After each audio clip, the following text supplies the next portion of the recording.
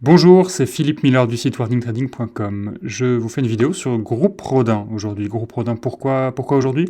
Eh ben parce que si on va sur le site Groupe Rodin, il affiche plus rien. Et pourquoi il affiche plus rien? Eh ben parce qu'il a été mis en liquidation. C'est récent, alors que l'article, il date de un peu plus d'un an. Il a été publié le 27 avril 2022. Alors qu'est-ce qui s'est passé?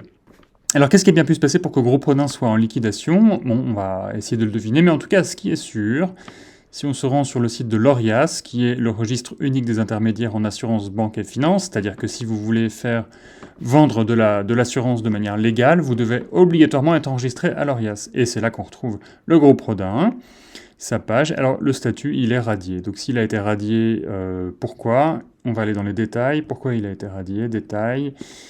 Encaissement de fonds non autorisés. Voilà, cet intermédiaire n'est pas autorisé à encaisser des fonds destinés à un assuré ou une entreprise d'assurance. Et on a le visa de l'article L512-7 du Code des assurances. Donc c'est assez grave. Si Groupe Rodin a été radié, c'est pour des raisons assez graves. On a le nom du dirigeant, Eric Ben-Simon, qui est là. Qu'est-ce qui a bien pu se passer?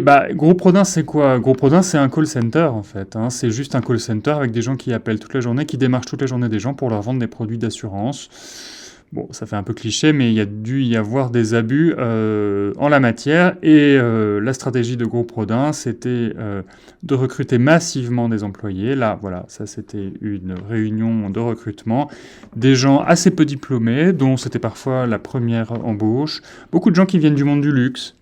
Et à qui on a sans doute promis monts et merveilles, des rémunérations à la commission, j'imagine. D'ailleurs, les employés de Groupe Rodin bénéficiaient tous d'une adresse @grouperodin.fr tout en étant auto-entrepreneurs. Ça n'a pas dû bien se passer parce que il y a eu une guerre de réputation sur GoWork, 684 avis et commentaires à l'époque de la publication de cet article.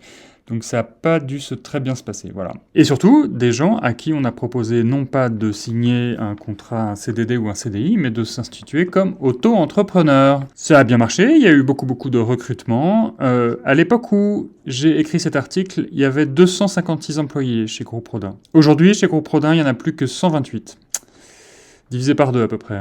Il s'est passé quelque chose, manifestement, ça n'a pas marché. Alors derrière Groupe Rodin, on a Eric Ben-Simon, c'est lui qui a créé Groupe Rodin. Groupe Rodin, c'est pas sa première société, il a déjà créé RS, qui déjà en 2015 était dans le domaine des activités du courtage d'assurance. C'est une société qui a été radiée 2 ans plus tard, on ignore pourquoi.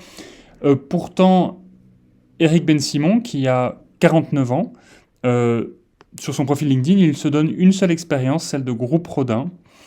Il indique qu'il a quand même une expérience de 15 ans dans le domaine de la banque assurance, mais il ne parle que de Groupe Rodin.